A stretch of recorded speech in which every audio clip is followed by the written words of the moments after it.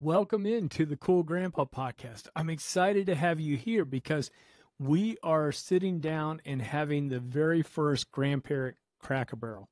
Now, Cracker Barrel comes from an old term where at the general store or the hardware store or wherever, soda crackers used to come in barrels, and then they would crack that open, and a lot of people would just sit around and talk, gossip, and eat crackers, saltines out of the barrels. So that's where the term Cracker Barrel comes from. It's a bunch of guys at the old-timey hardware store sitting around gossiping, talking about weather reports and crop reports and, who was seen out late one night with who and all that kind of good stuff. So what I've done is I've pulled together 4 awesome people that are going to sit down and talk to us about topics important to not just grandfathers, but also grandparents as well. So this is going to be a fun conversation. We're going to have an absolute blast. Before we get started with that, though, I do want to remind you that I put links into the show notes and into the comment section if you're watching this on YouTube, so that you can go to each individual and you can check out what they're doing, what books they have, what podcasts they might have, and be able to check out those resources that they have as well, because these guys are experts in the field of being very cool grandfathers. I also want to remind you that we have Grandparents Week coming up here in September. Now, Grandparents Week is something that's put on by Grandparents Academy, and these guys are awesome because all week long there are free resources by experts in the field of grandparenting that make their resources available to you. So if you're struggling on communication with a daughter-in-law or son-in-law, there's an expert that's providing information about that topic that you're going to enjoy listening to. If you're just wanting to be able to connect better with your teenage grandchildren, there's somebody that will be presenting about that as well, and many, many other topics. So I want you to check out the show notes. Click on Grandparents Academy, get signed up for Grandparents Week. It's free. There is a premium level that you can sign up for, which I would highly recommend, but it's free for all these grandparents that want to come in and really enhance their relationships. Now, I know I've been gabbing for a little while, and I'm not going to do an outro for this particular episode. So without further ado, let's jump into this and enjoy this Cracker Barrel. Welcome into the Cool Grandpa podcast. I'm excited to have you here for the first grandfather panel, what I'm calling the Grandfather Cracker Barrel, where we've got experts about being a grandfather. And that level of expertise is a moving scale. But we're in for a good time and a good discussion. And what I'd like to do is have everybody go around and we'll start introductions. And I'm just going based on my screen. So, Wynn, could you introduce yourself? Give us a couple of minutes of your background and what you do. Well, first of all, I went out online to look at each of you with some, scrutiny. And I'm pretty tickled to be part of this panel. Deep dive, man. we share, believe it or not, a lot in common. This notion of connections with grandkids and great-grandkids, the notion that the best thing that we can do or be is to be the best granddads or great-granddads that we can be. And it's great that there are this many men who are really committed to helping other grandfathers reach their potential, or at least go from good to great. I think somebody used that, didn't they not? Yes. Anyway, I've had the great blessing of marrying a really terrific woman. She passed away about 5 years ago. And she really inspired the very best that I was capable of in terms of being a grandparent. And we decided that at one point in time, we had a group of friends. It was an empty nesters group. And they said, hey, we want you to come to another group to talk about grandparenting. And when I got home that night, I said to my wife, hey, I think we have enough for a book. And so we put it together. And really, I wanted to honor Linda with a book because she was yes, behind much of what we did. I have 22 grandchildren. I have 5 that are from Haiti, a set of twins that came at 9 months, and then a complete family, a kindergarten boy, a 13-year-old girl, and a 15-year-old girl that are now young adults. The little boy who was a kindergartner is now a sophomore in high school. We have a lot of color in our family. The other thing I guess you need to know about me is that I've had the privilege over many years to teach kids from kindergarten through graduate school. I spent a lot of time at the University of Utah and also a lot of time at Brigham Young University. And my specialty during my college years teaching was behavior disorders in children and youth. So I've had a lot of fun with kids, and I love my own kids and their kids, and it's just great to be with all of you. Oh, thanks for that, Wynn. That was great. Frank, let's jump over to you and let you introduce yourself. I got to follow that. 22 grandkids and stuff. I'm a rookie. I got 1 grandchild. Dang. Well, hats off to you, Wynn. Thank you. You did research too. Frank, I already told you all I'm originally from Brooklyn, but I reside in Long Island, about 50 miles east of New York City. And my grandson came in my life now, geez, almost 12 years ago. I was a fairly young person at that time, relatively young, 48 years old. And I was like, wow, I don't know if I'm prepared for this, like this is kind of strange. And what am I going to call myself? I had all different names and whatnot. And this kid came up, my identity now is Baba. The kid came out and he had his name. I thoroughly enjoyed it.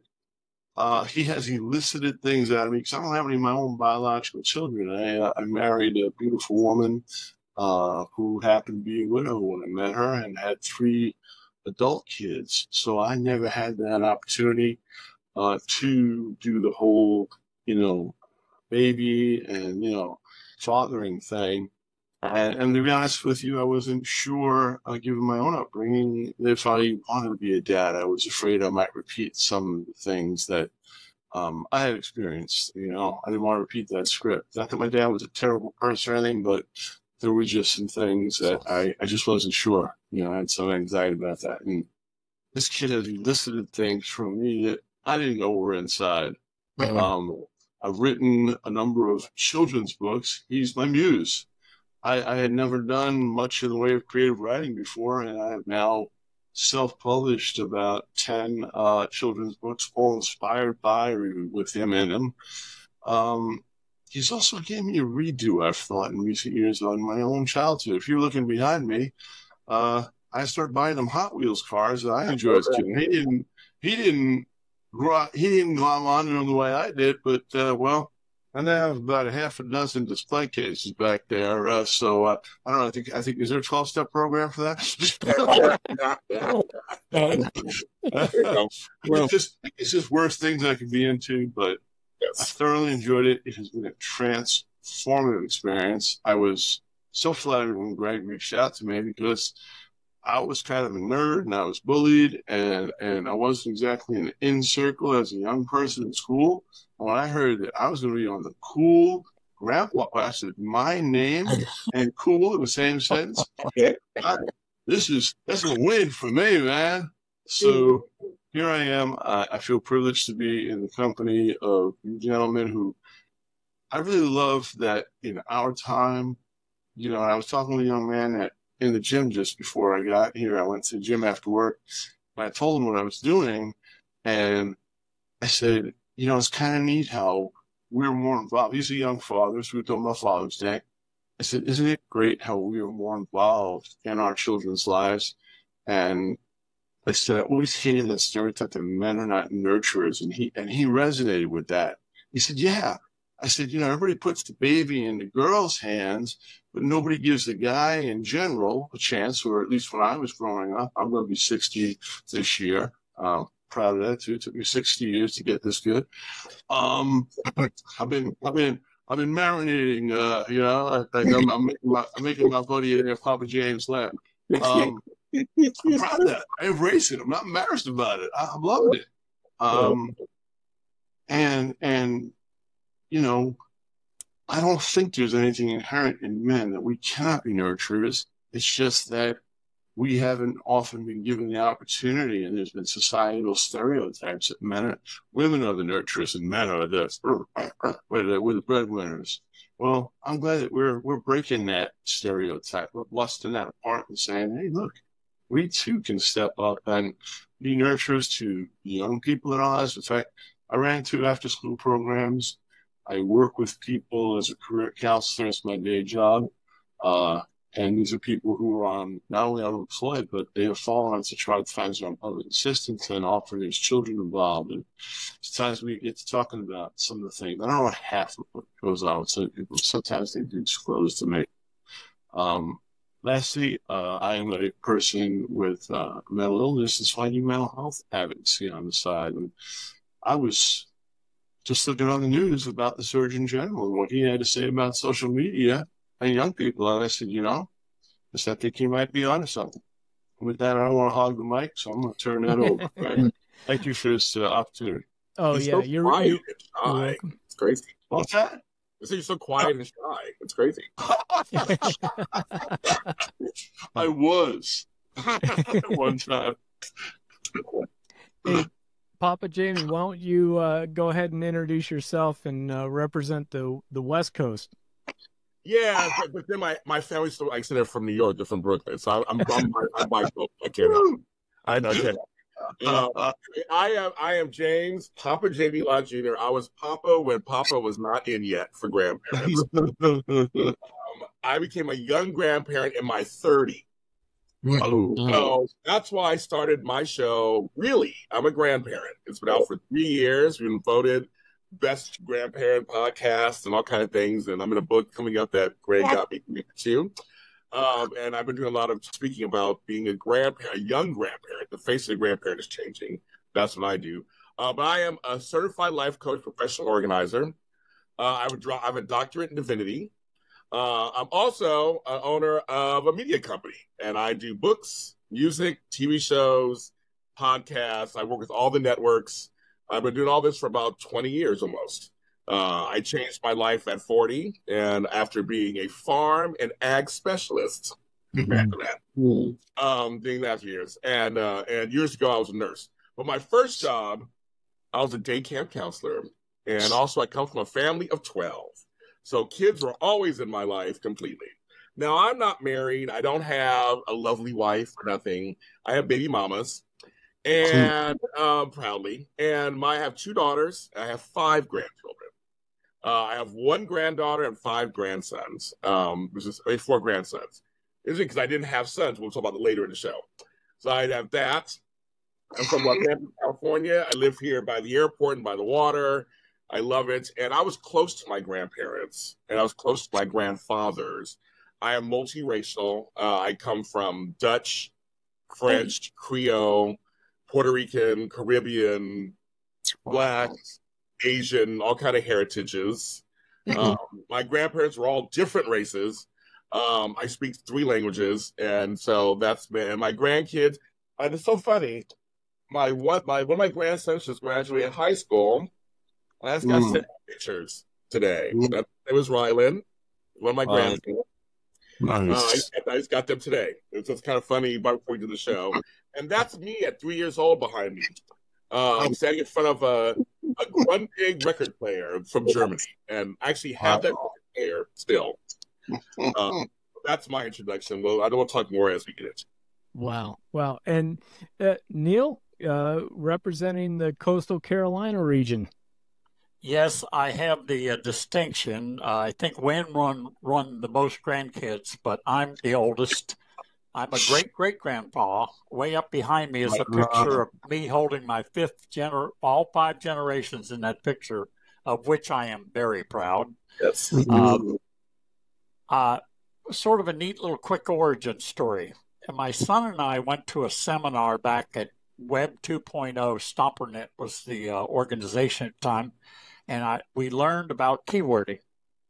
So we've been going along. We did some pretty good in e-commerce. So he said, I called him up one day and I said, I want to go to lunch with you. I said, Chuck, I want to write a blog. And he at the time was in his 40s, and he reached across and put his hand on my hand and said, Dad, you know I love you, and you can write a blog.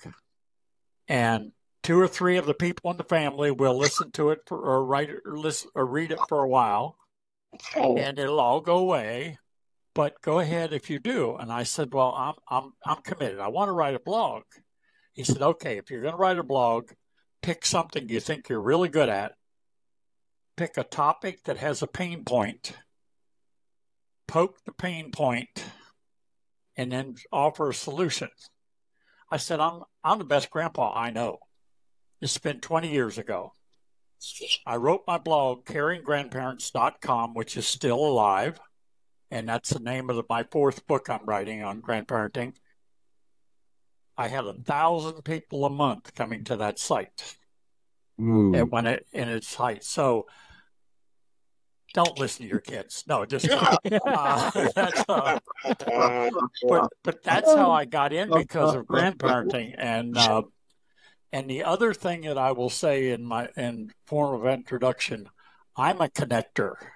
That's something I do every place. And when I moved down here 12 years ago, I live alone. I love being by myself. My daughter lives close and everything else. But I set out at the age of 67, I'm now 79, to connect with as many people as I possibly could. And I have developed a technique of connecting with people in 15 seconds or less. Little children, teenage girls, ladies who walk down the street with a very nice-looking dress on or something. I just say, nice dress, and keep walking. So I am a connector. So I put all those things together, and connection, as Wynn said, is the thing with grandchildren. And of course, later on, I'll go into all those different things about it. But that's kind of me in a nutshell. Oh, that's awesome. Thank you guys for those introductions. This is going to help everybody just to understand each other's backgrounds a little bit more and where we're coming from when we address these different topics. So the first topic we'd love to jump in and talk about is, this one comes from Wynn. The topic is, what do grandchildren want and need? And Wynn, do you want to offer a little bit of color on that before we get kicking off on that topic? I do. By the way, I normally don't wear a tie at an event like this, but this is my grandfather tie. I like it. I'm going to do it because I wore it. Oh, my God. Oh, wow. And each of the kids, what's so fun about this is we were each given a couple of diamond shapes. So I'm going to show you one in particular. That's it's this one right here. It's called the anti-U. As you know, BYU and the University of Utah are in close proximity to each other. At this point in time, my grandson could not stand the U. Yes. Which university he chose to graduate from? Not you. Of course. This is one of my favorite tie. I can't wait to wear it each year. And of course, you know, I have the fish hook. I mean, it's just fun. It's just something that I treasure so much. The other thing I wanted to show you that talked about connections is this is one of our river running hats. And Wheelie is Linda Egan. That's the acronym for, you know, my name and Linda's name. And this was a river trip that we did on the Colorado. And of course, when they're all wearing these, I need to put it this way. The Colorado River trip to 2018. Okay. We had this beetle that came during the night while we were eating.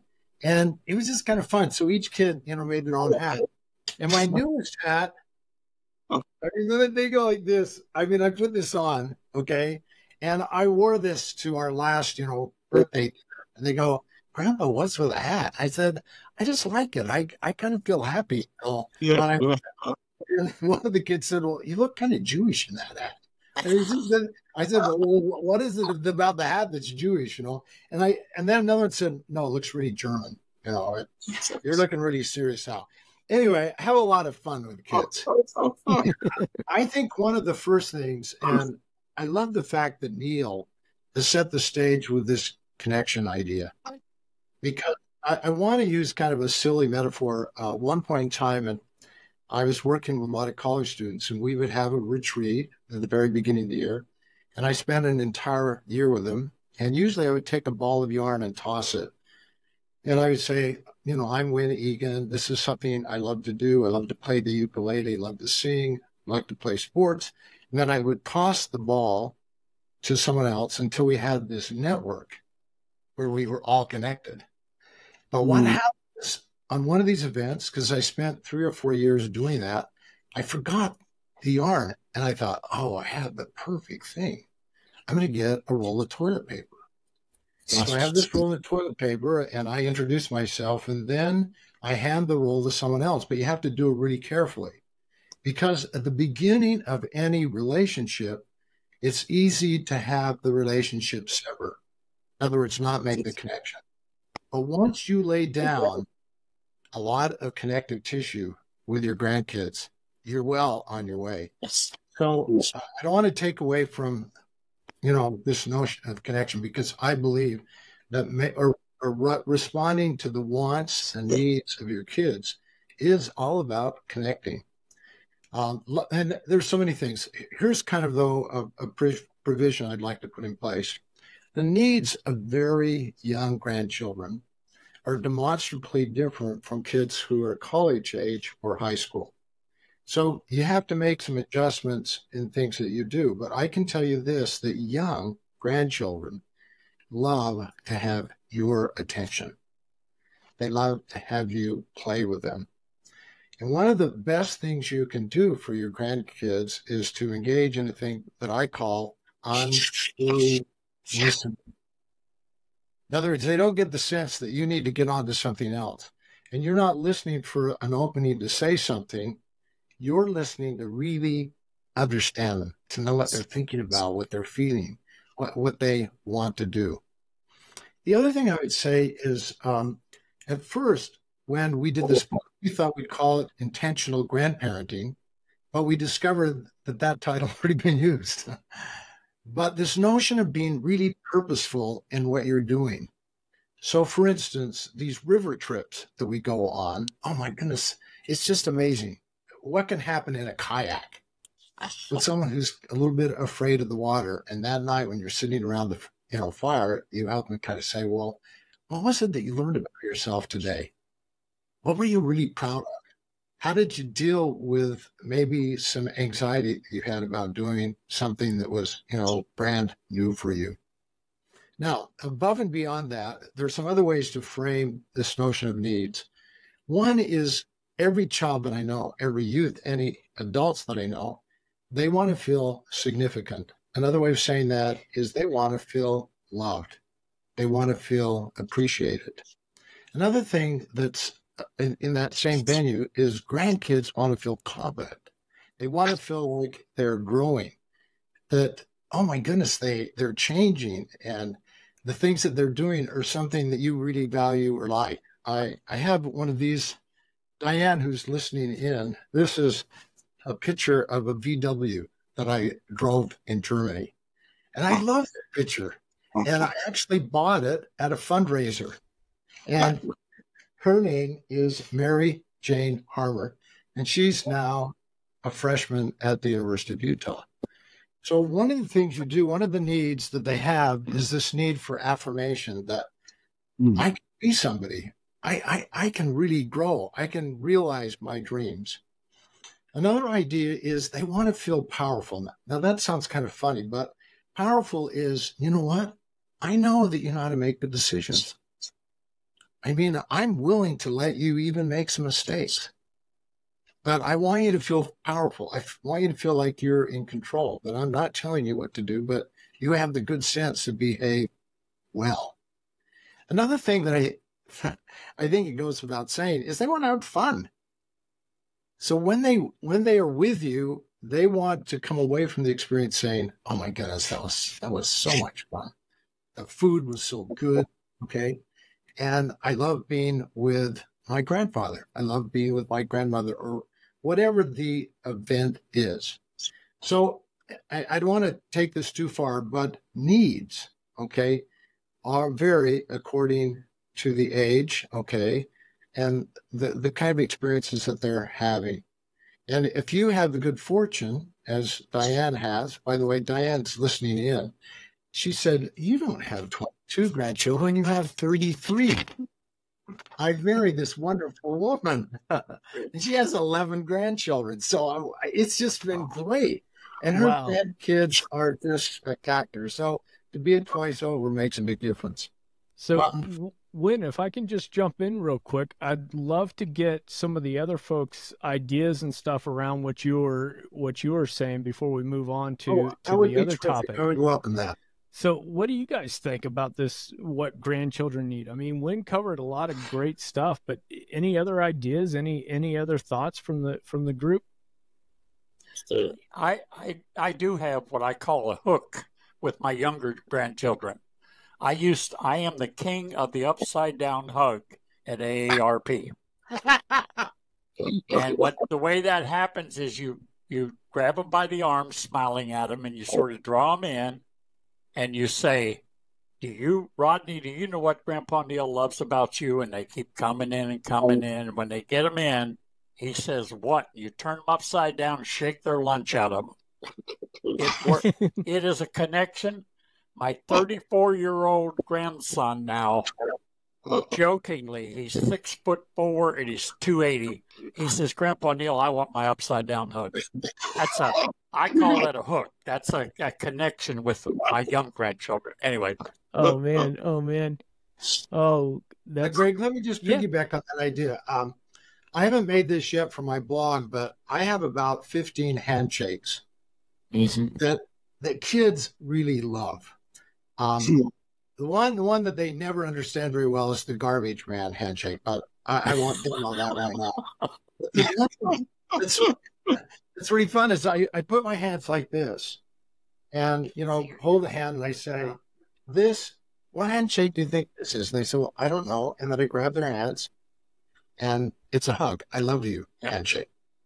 And I do the fisherman where I have them hold their hands. Okay, keep your hands steady, and then I swim like a fish, and and then they, oh my goodness, that was so much fun. Let's do that again. Anyway, connecting both physically, emotionally. I mean, there's so many ways to connect. I love Neil's notion of connection. Sure.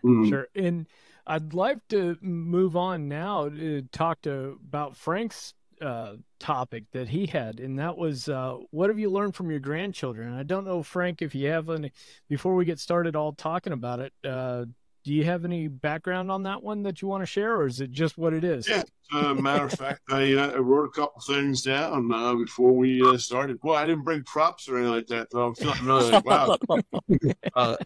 Props to you guys for bringing the props.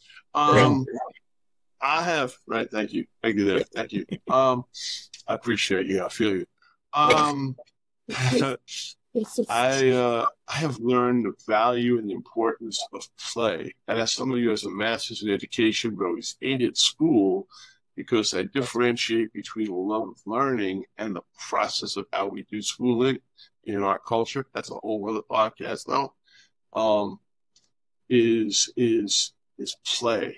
Learning through play. And there's a superintendent that I follow on LinkedIn, this gentleman, and he fought for recess when there were budget cuts in his school district. And I was just like, yes, you are my freaking hero. Because I think kids need, like, what amazes me, I talked to my sister and try to get together with her, and there's all this structured stuff, and she might as well have taxi plastered against her forehead because she's shuttling from here to there to the side. I'm like, I was a free range kid, man. My parents threw us out the door in the morning and said, come back before dinner, and you just did your thing with your pals, and you try to stay out of trouble. I would never say try. My grandson is also, I had two sisters. I had a brother, and I always wanted an older brother, and my parents had to explain to me at a certain point that wasn't going to happen and why. Especially when I was getting bullied. this kid has actually, I have realized in retrospect, he has given me a do-over on my childhood. On the bed, he there are moments of the last time we were playing when he was over here 2 days ago. And I decided to just leave him there because I cleaned up after he was here the other day. And he's like, where'd all the toys go? We were right in the middle of a scenario, you know, because he's like Francis Ford Coppola, you know. I'll say, well, what's our scenario? And a lot of times I'm trying to steer him away from all the war stuff, you know. That tends to be the go-to thing, you know. It's okay, we're going to have war now. So how about we go to Mars? The bedroom's going to be Mars, and let's get this spaceship here. And Elon Musk is sending us to go check out Mars and see if we can terraform it or something like that. He's into science, so I riff on that. And I love what you said about listen. You know, that is so important. Something we can learn, too, is to be fully present. I mean, we can do that with adults around us, too. You know, too many times I used to work in New York City earlier in my career, and I would love accidental conversations. I'm kind of like you, Neil. I talk to strangers, you know. And my wife cringes, the introvert. Beside, oh, there he goes again. The last few times I've been in the city, everybody's got their face in a screen or they've got ear pods, and I felt deprived a little bit there of that possibility. So I got this do-over. Is this importance of play, and I'm actually seeing articles that are appearing in different places. LinkedIn's my kind of playground of choice because I like it. There's not a lot of the stuff that goes on in some of the other social media spaces. Not to hate on them or anything, but we tend to keep it professional. And the other thing is integrity. And what I mean by that is, I had a talk with him one time. We play in the bathtub, and I call bathtub Shark Alley because we got all his sharks and sea creatures in there. And that's going to stop at some point in time, but we still play in there. And I actually have a story arc on a legal pad here. It's going to be called Tempest in the Tub, and it's going to be about his sea creatures and the air breathers. A lot of times, I just morals come out of my stories, and usually it's something about some lessons that we humans need to learn, and the animals are giving us a talking to. Anyway, he had done something, and his mother had chastised him, and I said to him, look, I said, the message I got growing up was almost like, you got to be perfect. I says, please don't take that message on you. I said, I want you to be your best each day. If you messed up, tomorrow's a clean slate, and you're going to try to do better. Yeah. And he and I had an interaction one time, and he begged his mother to come over the next day. And my wife had me on the phone. She goes, you will not believe what's going on now. This kid is begging his mother to have another sleepover, but he said he has to make it right. Papa can't wait another day, because I had chastised him for how he spoke to me and said, hey, man, I'll take a bullet for you, but you cannot talk to me like crap in my house. That is not going to fly. And that was all I said, but then it was like a stony silence the rest of the evening, unfortunately. But he cogitated on that. Apparently that was bouncing around his head.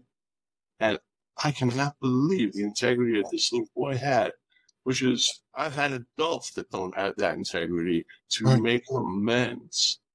And I didn't make him feel less than, because when he apologized to me when he came home the next day, the first thing I did was I knelt down to him and said, you know what?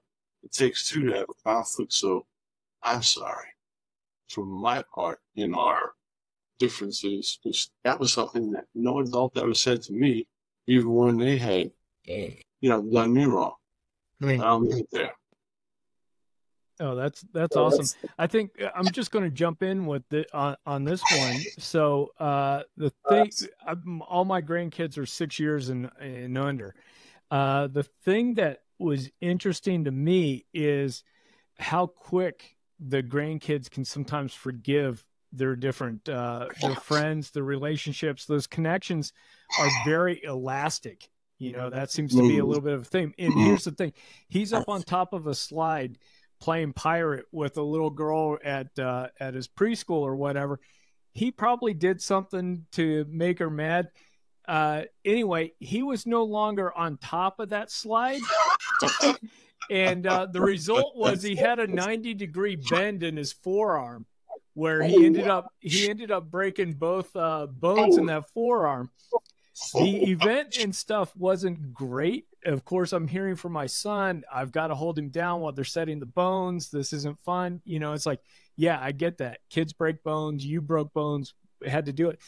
But the thing is that the kid came back and then like wasn't angry, wasn't looking for revenge, wasn't doing it. Like he's off running around with her again. Like it was just one of those like, okay, here's the incident. It's over. We can kind of mend this connection and we're going forward. You know, and it's just one of those things where it reminded me like, oh, wow, you know, hey, somebody steps on your toe. It's not the end of the world. You don't have to keep this grudge for years down the road. You know, it's one of those, you know, hey, here's the incident, experience it and move on. But I don't know if any of you other guys had got any comments about stuff that you've learned from your grandkids. Who hasn't spoken yet? No, I haven't spoken. Did you speak yet, Neil? I don't either. We both haven't spoken yet. Neil, you can go first if you want to say something. No, you go. Who, me? Okay. Yeah. Who, me? Okay. Now am I going to talk? Okay, let me see. What was I saying? No. I have learned a lot of stuff from my grandchildren because I have two sets now. So I have an older set where the youngest is turning 18. And I have a newer set, the oldest is 3. So one's from one daughter and family, the other's from the other daughter and family. And one was, I was raising kids still while I had grandchildren. The other one during COVID and a lockdown. So I have two separate experiences going on right now that I have learned so much. I mean, I can even tie in the first two things we talked about, what grandchildren want to need and what have I learned from them. One, I'm not their parent. They don't want me to be their parent. It is not my job to be their parent. That's number one. Number two, it is my job to give them a different experience than their family life, than their parents and their grandmothers and their aunties and uncles. I am their grandfather. I'm a male of the family. I'm a patriarch of the family. What I learned was that I have a family tree now. I was like, after me, there's like just branches. They go on. And it was that was such an interesting thing for me. I always wanted a family, but once I had grandchildren, which I did not plan on, obviously I was a little young when the first one came, they said I was still raising her sister. I was like, this is a whole new world here because I'm out there, I'm still dating, I'm still working, I'm not, at home, getting a scarf for kids or whatever. I mean, I'm out there living my life. Like it's golden. I'm still getting haircuts. I'm dancing club, and I got grandchildren. I was like, so I learned about time management and productivity actually with my grandchildren, and that's something that's also very. I want to make sure that I also learned I have to make separate relationships with each of the grandkids as you get older. I mean, as they get older. But I always tease them, when they get older, I age more. That's what I tell them. But yes, the thing is, you have, at some point, when each of your personalities start to emerge, I had to learn to go, okay, well, Rylan is not Scarlett, and Scarlett is not Zayden, and Zayden is not, I have to make sure I have these different, I have to tune in. So I had girls. I didn't have boys. So I was excited to have my first grandchild was a boy. So I was so excited. I was like, oh my God, I get to have a boy. And basically I was like, that's my child. I was like grabbing it all the time. I was so excited. We could play sports. I mean, either my girls were super athletic. My one daughter played water polo in high school. Had better arms than me. It was a whole different thing. But I'm like, I got boys now, which is a whole different thing. And for me, I had a horrible father. I've talked about it in books and I've done talks around the country about it. My father was horrible. So I had a bad father. But I had 3 great grandfathers that were wonderful. So I was like, I want to be like them. I want to be where I'm still talking. They're all dead now. But I'm like, I want to be talking about them, 10, 20, 30 years later after they're gone. And that's something one of you guys kind of mentioned a little bit, like a legacy thing. I knew I had to keep a legacy. So to tie into those first couple of things, I have learned so much about myself. And here's the funniest part of all of it. I'm also a long-distance grandparent. And I also had long-distance grandparents. So the cycle is the same. I don't live near my grandchildren. So I have to make the effort to see each other. But anyway, the last thing I want to say is that it's funny. I have 4 grandsons and a granddaughter. who am I the closest to? Who's the most like James, Papa Jamie, James Bond Jr.? My granddaughter. Her mouth, her attitude, her smarts, her fearlessness, all that is like, I'm like, wait a minute, I wanted boys so bad. But one girl has me wrapped around her finger. And it's funny, in the last note, I'm left-handed. I have a left-handed podcast also. And my grandson was on. I have one grandson who's left-handed, one child at all who's left-handed. And so it's kind of funny, and we're close also. But again, it's the granddaughter. That's the one that just has to be wrapped in there out of all of them. So I've learned a lot. There you go. No, that's awesome. And Neil, I want to jump over to your topic, the creating a lasting and meaningful connection. Yeah, I wrote this. The good to great grandparenting is what you're referring to. That entire book is set up on those three words. First of all, we have to last as grandparents. That's getting harder in today's world for sociological reasons. Aaron just put on a reconciliation summit and some of the explanations about how that's all come about. But lasting starts before your first grandchild's born. If you do not take good care of all the extended family relationships, you will not last, because mama's the gatekeeper and you can never lose sight of that. So, and I have an ex-daughter-in-law who I give her respect still, and I did during the time. I told my son, I said, son, I'm not taking sides.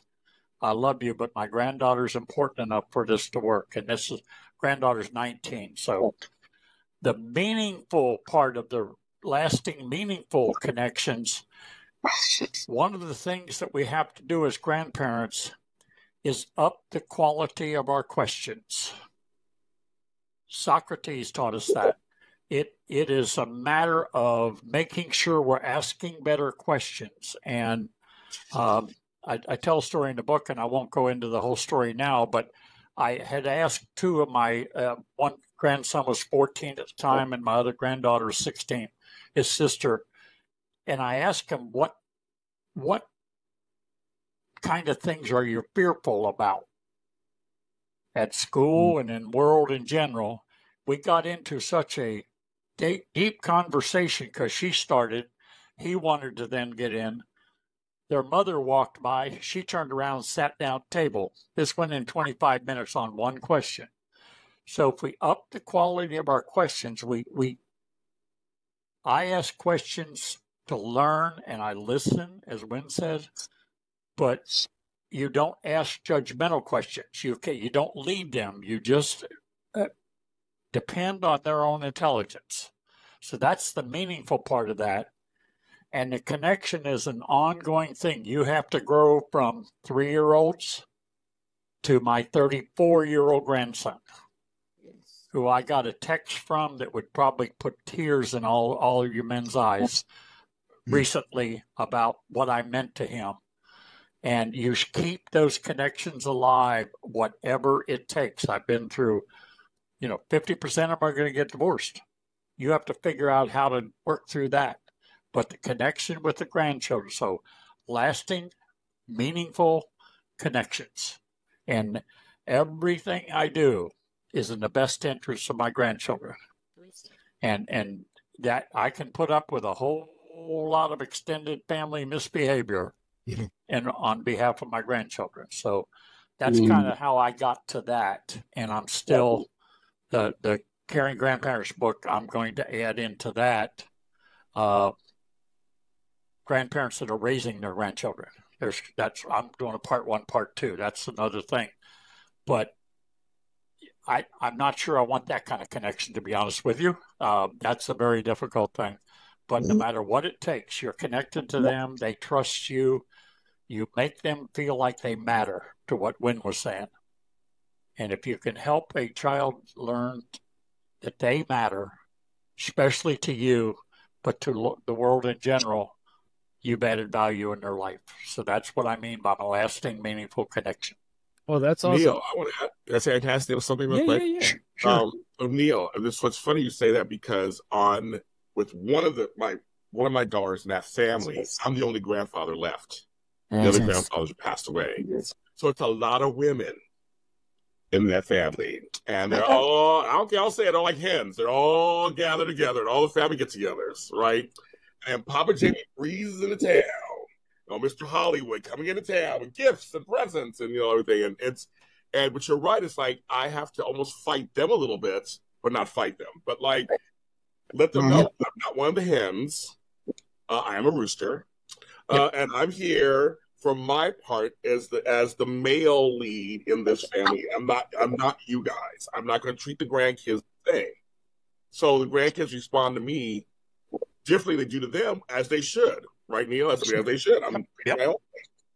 Right. It goes back to intentionality. I ask my grown children. I have one granddaughter who is gender neutral, whatever that means, non-binary, whatever that. I finally asked her, she's 15 years old at the time, and I said, would you do me a favor? I'm new at this. Help me with that. And now every time we're together, she'll explain what's going on in her life and everything else. But that I have to meet her where she is, not where I want her to be. That's a real important connection. So, yeah, it's an ongoing effort. Every one of them is different, and every one of them you have to treat differently at different ages.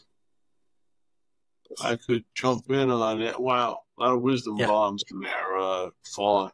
The idea of, as the kids age and that they're different and tacking, I only have one, I haven't been a director of these after school programs. It's like the idea of taking a kid seriously, listening to them.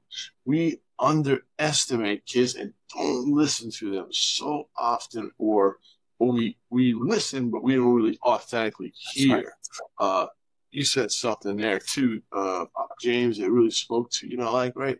A lot of times, us men, we do. The women sometimes, whether they mean to or not, box us out and put us on the periphery. And that's great. You come with your energy like, hey, I'm not one of you. One of the things I noticed in my after-school programs in particular was the male hunger that existed not just among the boys, but among many of the girls who were being raised in single female-head households.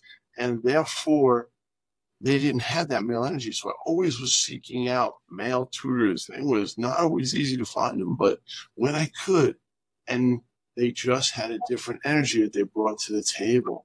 I love, the questions. I have some deep conversations with my grandson. He gets all fired up about something, and, and the idea too is making ourselves vulnerable too in those conversations. I never had an adult say, I don't know, a parent or a teacher. And I think I would have benefited if they did instead of trying to BS me with something. So I will say to a child, whether it's my grandson or one of the kids in my program, they hit me with something, I don't know. But I quickly followed up with, let's go find out, whether it's through the Oracle of Google or Mother Means. Let's go learn together. I'm along for the ride. You got me curious about this too.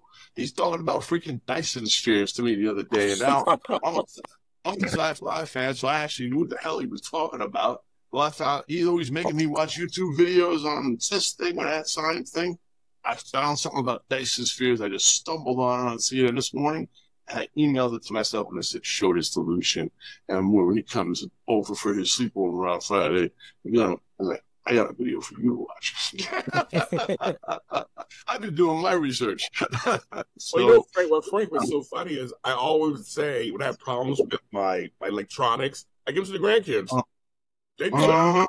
Papa Jamie needs you to fix this one. I'm like, thank you. I don't know anything. Nice to pull it. Now, I would love to, I think, pivot over and Papa Jamie, I'd love for you to talk and introduce your topic, and that's watching your kids parent. How do you handle their style versus your style? So Neil talks about that a little bit. He kind of, it says a little something and went to, okay, so this is always my opening line to anybody who's coming for the first time. I always say, It's wonderful. You're going to love it. But also one of the hardest parts is watching your kids' parents. So I say that, I walk away, when I go back to my life. And then at some point, almost every single person goes by and goes, you're right. It's kind of crazy. And I was like, I told you, I know what I'm talking about. I think, and that's why I said earlier, I make the distinction, I'm not the parent. I did my job. That's not my parenting. And what I had to learn is that there's a fine line. Obviously, there's some abuse or something happening. I don't want people at home to know that that's something totally that you step in. But it's just regular. But what you'll find is parenting styles. Now, someone here said, I think it was Frank, I'm Gen X, so I was thrown outside and said, play until the lights go down. Then you come back in the house. That's what we did. And they say, you smell like outside, whatever. And that was what they did to us. And I was a latchkey kid, and I had to take care of younger siblings and all that stuff. Well, that world's gone now. That world's just, you can't do it anymore. So I wish I had more adult supervision. I wish I had more adults around. I was craving for parents to be around. So they have their parents. And luckily for me, my sons of grandchildren have a father and a mother. So I don't need to step in. It's not my job. But there are times when I see them do something, I go, why are you doing it that way? I mean, you don't have to. So I may, but what I had to learn, and you guys all know this, you all know this, all the gentlemen here know this, you can't be in front of the grandchildren. Right? You have to find that thing where you can talk to them separately, away from the grand, because you have to have a united front. And I had to learn also, when it comes to certain things, you want to have a united front. If the kids see you fighting with their parents, it affects them in so many different ways. Where either they go back to, well, screw it, I got grandpa, he'll do it. I don't want that at all. I want them to come to me for other things as an extra resource, as an extra person to come talk to. But I don't want them to use me as a scapegoat. That's what I had to learn. So I could tell people, you can't tell your kids how to parent. You can question, like you said, question, ask, like, so you're choosing not to beat your children. Oh, okay, why? No, I'm just kidding. But like, you're choosing, like, you're in the streets till 10 o'clock at night. Why? What's going on? Like, you're allowed to ask questions. We're all allowed to ask a question. And it also depends, because I don't have sons. So I had to learn that relationship too. Going back to winning the connection. I had to make a connection with my son-in-laws. And fortunately, I get along with two of them. I get along with two of them. I do. I can't get along with all three, but so two of them I really got, like, one of them we get along famously. We get along famously. So he always respected me. I showed him respect. I always empowered him to make whatever choices he had to make. I always empowered him in his parenting. I think that's also our job too. But if you're a father with son, and that's older, I can't speak on that. I'm a father with daughters, and the one thing I learned, and I'll turn over to everybody else. The one thing I learned, especially, which has helped me with this, girls like to be just listened to. So I've learned that my grandsons are totally different than that. I mean, not that they don't be listened to, but they're just different. As we're raised, I always say that men are raised anorexic emotionally. Where women and girls are raised anorexic physically. They're all about their looks. But for boys, you're a man up, you're a man of the house, walk it off, all that kind of stuff. So I learned how to spread my emotions to my daughter, because as men, we're natural fixers. Here's a problem. I say, Neil, I'm the first person to be like, let me just fix it. I can fix it for you. I will fix it. And they're like, no, I don't want you to fix it. I just want you to listen to me. And my daughters taught me that, and my granddaughters the same way. They taught me that, where I had to listen. And so that has helped me in my grandparenting also, dealing with mothers of my grandchildren, because they're both my daughters. Sometimes they come to me and they listen. They just want to listen. And somebody said it on here too. It's called active listening. I teach classes on it all the time. There's a difference between listening and active listening, where you're really we're having retention of what they're saying, comprehension of what they're saying, and you're not talking so much. You're just like listening. And occasionally they'll say, what do you think? Then you give your opinion. So that's one of the main things I've learned. It can be hard. I'm like, why are you spending all that money on this? Or why are you trying to do that? Or You know, there's times my kids do my grandkids a couple of times in certain sports events. I'm like, it's gonna be okay. He's a good baseball player. You know, I know you were failed or whatever, but it's be okay. And like it's something like that kind of stuff. But more about it was I'm here as a support to encourage them to parent. I'm not there to parent. Oh, that's all. You know, the thing that jumped to mind for me on that topic, the way you were talking, and this is where my head goes, and this is a Gen X thing probably too. I grew up with wrestling, right? I love professional wrestling. So when you're talking about with your son-in-laws about supporting them and doing all that, in my mind, it just jumped in, and this is probably too many knocks on the head, but it's similar to like, you know, helping a young wrestler do what they call get over, right? So you have an up and coming wrestler that's there, that's got potential. The promoters, they want this guy to be a star. Well, that young man has to beat a star in order to then become the star. And I think a little bit where my head was going with that, Jamie, was you know, helping our son-in-laws become that star. And that's by supporting them, you know, especially in front of the grandkids, in front of the wives, in front of the girlfriends, you know, whatever it is, but supporting them. So it's like, okay, whoever Eddie's the star. He's the husband. He's the father. He's the guy. That's the right word. He's the guy. And so that was what was kind of jumping out on me when you were talking. Greg, what you have to do is you have to take your ego out of it. Yep. I got an ego. Yeah. Everybody else. I got a male ego just like everybody else. I got to take it. You got to take it out to want to do that, right? To want to almost mentor, to almost want to support another male. Because first of all, I said having daughters, it was hard giving my daughters away. I mean, that was not fun at first. Because it's like, it's my daughter. Like, nobody's good enough for my daughter. Of course not. My granddaughter's will be worse. I said, every man you get, who is he? What is he? What is he doing? That will never change. That part will never change. But no, when you have to get the ego out the way to even want to be a supportive person to them, because sometimes we caught up on our own stuff, like, but I'm the grandfather and I know what's best, and that's just like, no, you would actually slyly kind of give them just tools like Neil and Wynn and Frank have said to help them be the best vets they can be. Oh yeah, for sure. And Wynn, you have any thoughts on this? Boy, I've had a flood of thoughts. James, one of the things I loved about what you said is actually being a good role model of what it means to be a grandfather, a father, a man is so powerful because kids are looking for it. I mean, they're looking for someone that can be the hero, or, man, I don't like my grandpa, or I want to emulate some of the things that I see him doing. The other thing that's really important about what he said is sometimes your kids and their spouses, they need a brief respite. And you can be that respite for them. They can do something on their own, for a while, and they can trust you and go, hey, my child or my kids are going to have a great time with him. And it's going to be brief. It's going to be relationship centered. I am so happy I have a grandfather like that. One last comment. Kids, particularly teenagers, on up, are great crap detectors. And what I mean by that is they know when you're faking it. Okay? They know when you're being authentic or when you're being real. And when they know that they can trust what you're saying and who you are, that is a gigantic plus. It's so true. It's so true. That was cool. Thank you, Wayne.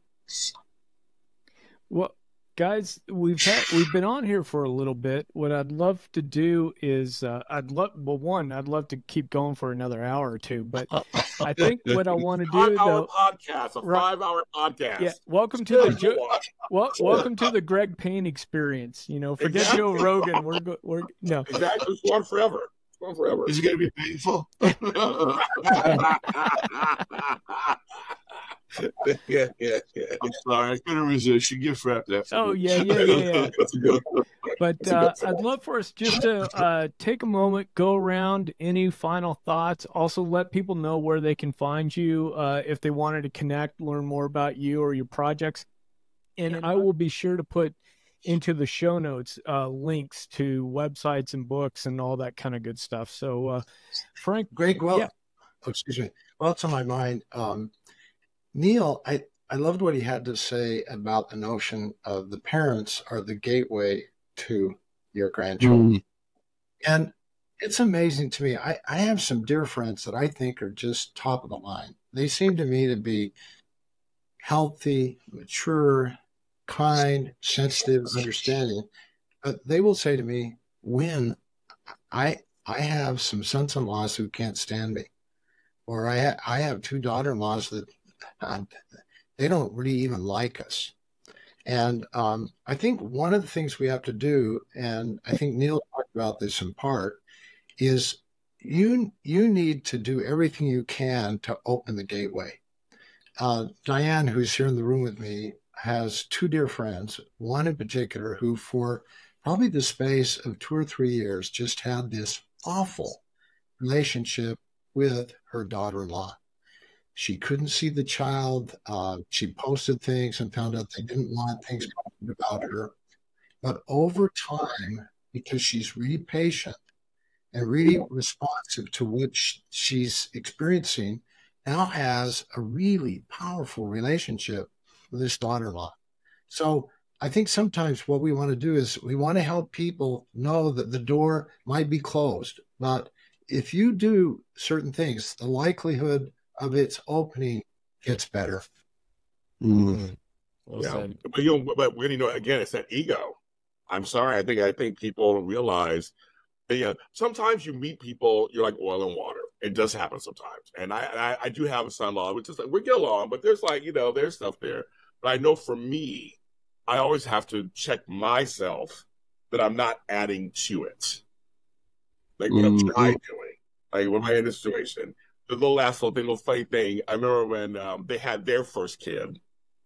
I show up to meet, Papa Jason to meet them, my little Trenton. I'm about to hold him, and he's trying to tell me how to hold the baby. And so instead of getting mad and going off, I said, I held your wife, and she's still here. That man joked. I dropped her twice, and she's still fine. We all laughed.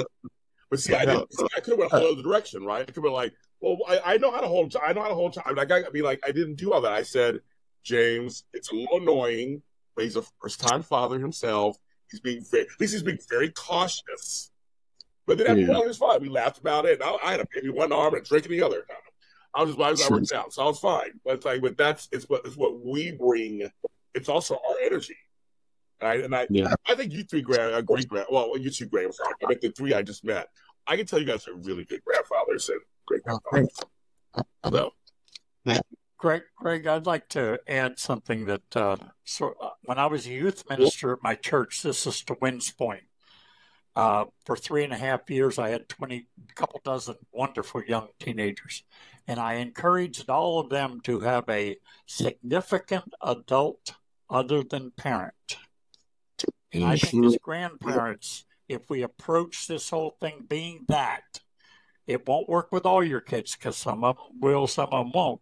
But if you position yourself as a trusted person in their life as a significant adult other than parent, then that's a good position to have. And I cherish it whenever it happens with my grandkids. Same here. Amen. Yeah, I like what you said about respect, and ego. I think the two are intertwined, and I'm thinking about a cousin of mine who's very much at odds right now with his parents, and there's some distance there and the connection between the grandkids and whatnot, and it's painful, and he uses me as a sounding board, but, his folks are, unfortunately, particularly his father, are unable to check that ego at the door, and it's always their right, and I just have a warped sense of humor, and so a lot of times I'll take the stuff and exaggerate it for effect to help him to take some of the tension out, like he's telling me that his dad was telling them to wax the car and this and that, you know, like, did you wax your car lately or something? I don't know. Like, I waited a couple weeks and I kind of dropped it. Hey, by the way, have you waxed your car lately?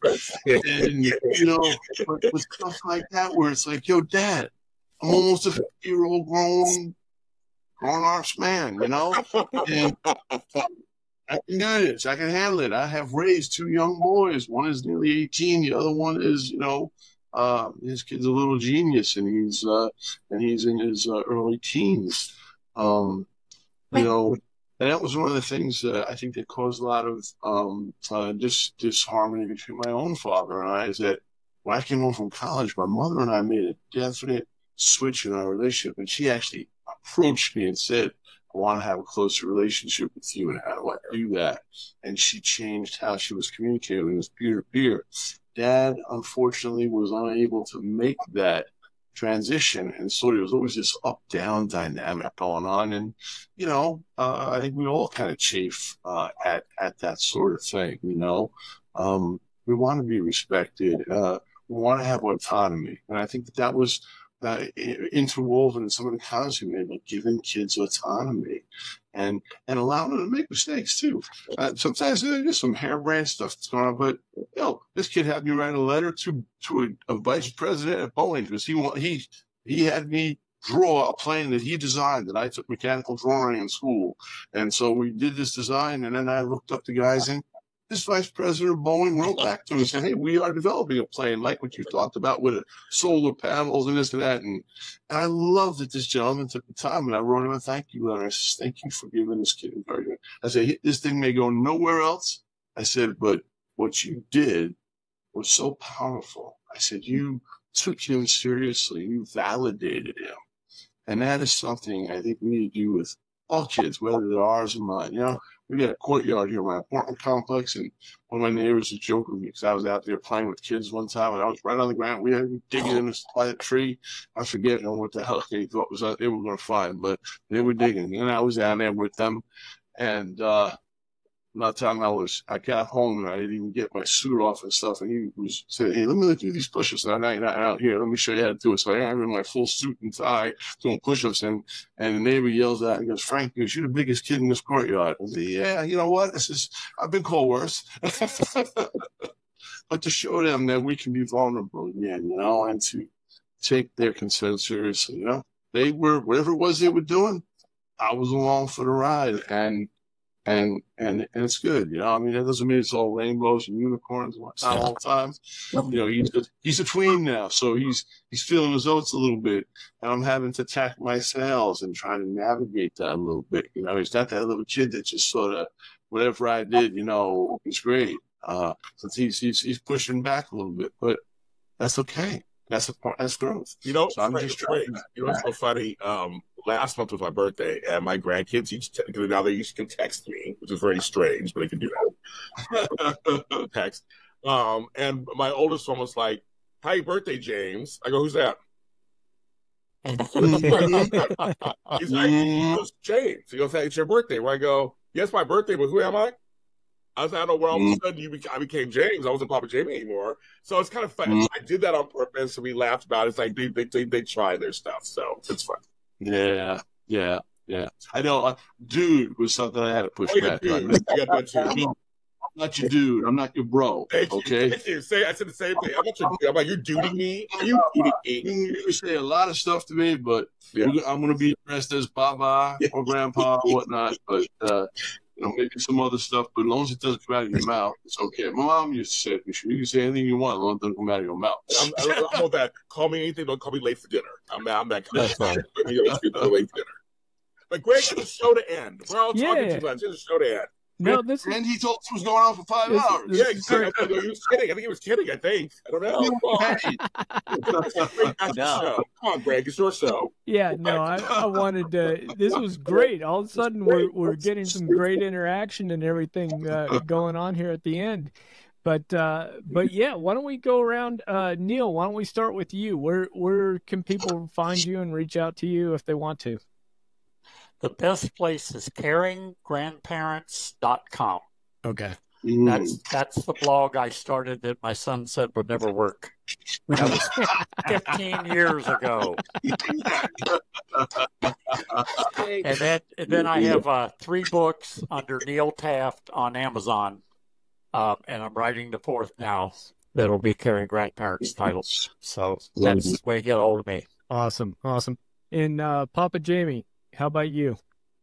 This is the thing I give all the time at the end of my show. So I'm gonna give you the full James Law Jr. You can follow me where all James Law Jr.'s are sold at James Law Jr. on all social media platforms. That's everything from LinkedIn to Spotify to Google to Apple, everything. I am James Law Jr. I am JLJ Media, and I'm also the super organizer. ALOTTOFHelp.com, ALOTT